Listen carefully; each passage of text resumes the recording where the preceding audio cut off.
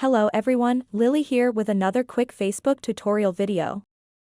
Today I'm going to show you how to see your recently added friends on Facebook. So if you want to see a big list of everyone you've added on Facebook, just follow these instructions. Let's get started right away. First of all, let's go ahead and open up our Facebook app over here. Then what you want to do is tap on these three lines on the top right and then tap on this gear icon over here to go to your settings and privacy. And then scroll down until you see an activity log. Tap on that. And then scroll down a little bit. And then tap on View Connections under Connections. So once you are on this screen, you can even use the filters here on the top left to narrow down the list. So select Categories.